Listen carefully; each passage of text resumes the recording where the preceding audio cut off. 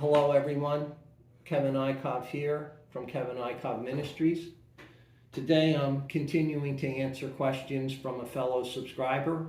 Today's question is, how can we stop reincarnating? Having been through suffering in my present lifetime, I would like to know if it's possible to move on to a better spiritual realm after this life. And is it possible to obtain liberation from the cycle of rebirth in one lifetime? Is this incorrect? Is this an incorrect attitude to have? And let me just answer the last two questions first. Is it possible to reach liberation from the cycle of rebirth in one lifetime? Yes, it is possible. Is it likely? No, it is not unlikely.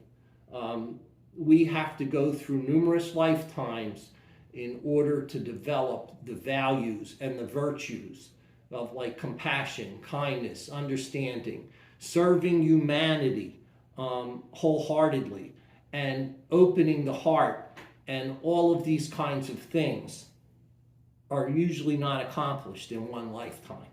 We're talking numerous lifetimes. Life is very short. You live here less than 100 years, and it's usually filled with pain and suffering. And so a good percentage of your lifetime is spent on trying to deal and remove yourself from that pain and suffering. And so the simple answer to that is not likely, but it is possible. And as far as the attitude about that, there were two spiritually devoted individuals that had a similar question, and they asked this question to this angel that appeared before them. And one of them was very, very spiritually devoted, did all kinds of spiritual work throughout his lifetimes, and he really only had a few left to go. And the angel pointed to this particular tree, and he said, "You see that one branch of the tree?" And the devotee said, "Yes." And he said, "You see how many leaves are left on that one branch of the tree?" And he said, "There's 3 left." And he said, "Yes, you have 3 more lifetimes to go."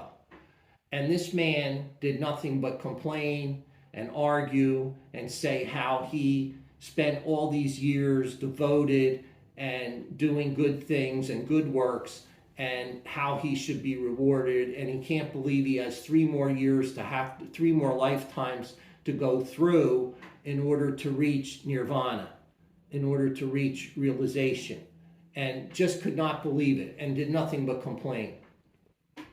And so this other man, this other devotee, same question to the angel, how many more lifetimes? And the angel pointed to the same tree, and he said, "You see all the leaves on this tree?" And the man said, "Yes."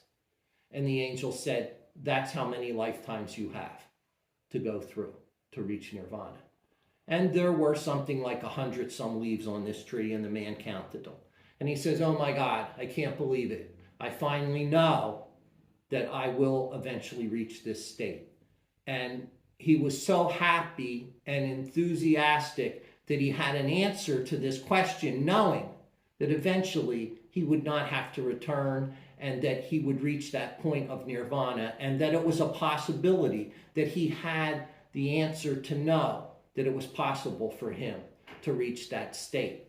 And so with that, and his enthusiasm and his dedication and everything that this man had inside him, the heavens opened up, a chariot appeared and came down to the earth for this man, because he was happy in the fact that he knew that he had all these lifetimes to still have to go through, and he was happy about doing it. He was happy to serve for the next 100 more reincarnations. He was happy to do that. And because of his happy, enthusiastic attitude, heavens opened up and took him early. And so anything can happen. You can come down to this world doing nothing but good things prior, and then come back into a reincarnation and then do bad things. It's always possible. You can be one of the most hideous murderers and killers in the world and come back through a reincarnation and do all good things and move yourself up into the spiritual realm very quickly. Anything's possible in this. A lot of it has to do with your attitude on the development. And the thing is, you don't want to focus your attention on whether you're going to be reincarnated or not. You want to just work on the things that are present at hand, what karma has delivered to you. And there'll be lessons. And you cannot escape these lessons per se. They can be nullified a little bit by a higher teacher, a master maybe, or through some of your spiritual work. But these are the lessons you need to work on for your own self and for your own spiritual development. And they're there for reasons. And those reasons are so that you can evolve and continue to develop and to serve humanity through divinity. This is how it's kind of set up. How do you stop reincarnating? You stop reincarnating by doing these things, by developing kindness, compassion, understanding, good communications, and most of all, meditating to that higher source that lies within. Going out in nature, being a part of that, not destroying things, not harming people, helping people. Even if you're hurting yourself, even if you're going through difficult times, you do things that will enhance other individuals. I can't tell you how many different videos I've seen of someone going up to a homeless man and asking the homeless man for money or help, and that homeless man being more inclined to give help to another person than someone else that already has all this money and all these resources at their hand. So the thing is when you're at your lowest, that doesn't mean spiritually you're at your lowest. Spiritually, that person may be higher than you.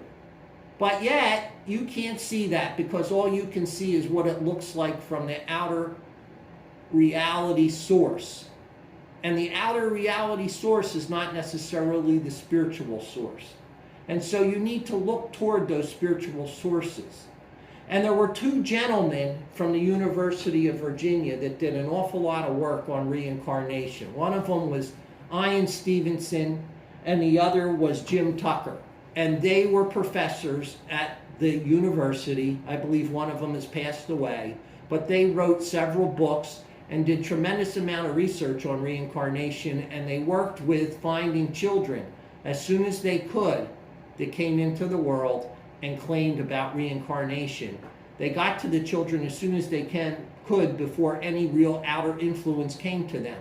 And so they documented best they could on all of this stuff. Reincarnation needs to be continually researched and studied and developed for you to be able to understand and see all these kinds of things. And so asking questions about reincarnation and how this all works, it's not really scientifically studied real well, and it could be, and things could be developed through that. And consciously, if we move our consciousness into that realm, we will see that more clearly. But what blocks a lot of that is religious beliefs. So if you have a religious belief and your religion doesn't really believe in reincarnation per se, you're going to have a difficult time in even understanding the concepts of this. And so lots of religions don't really even believe reincarnation occurs, and other ones that may believe it, they don't necessarily going into clearing the realms. And so just keep working on developing yourself in this lifetime, living a good lifetime, living a healthy and well lifetime, passing on your gifts and things to others, helping others, and trying to move others forward in this life as best you can. And stop trying to look and count all the leaves on trees to see how long you have left before you get there.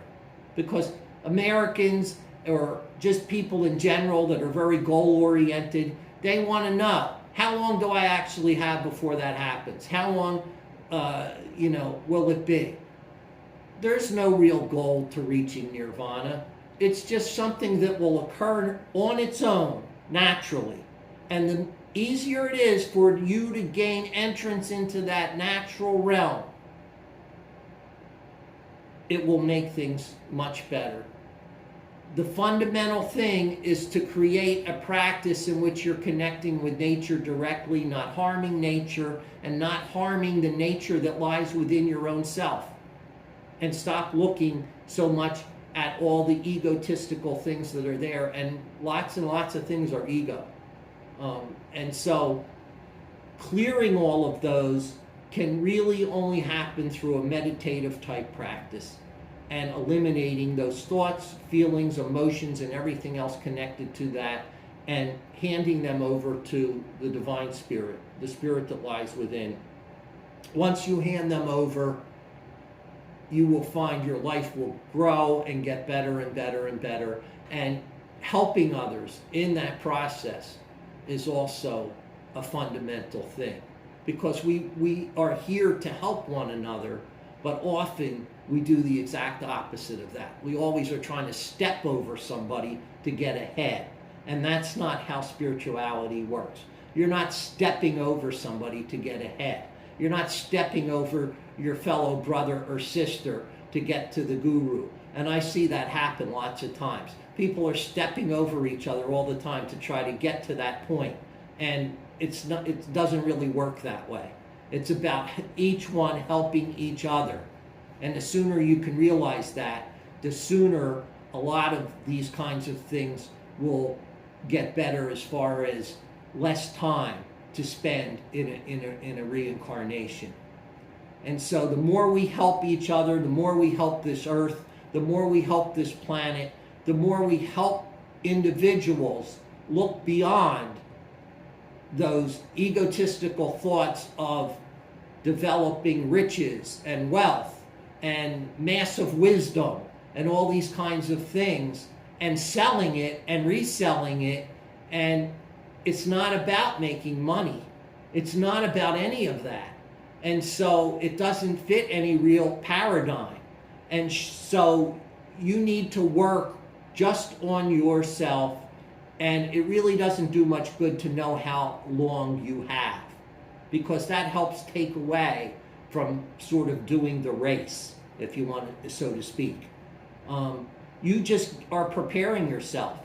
And the more and more you prepare yourself for that cleansing process, and it's a cleansing. You have to go through a cleansing of thoughts and emotions and feelings and ego. Once you cleanse all that out of the body and connect directly the soul right to the body, then you won't necessarily have to return.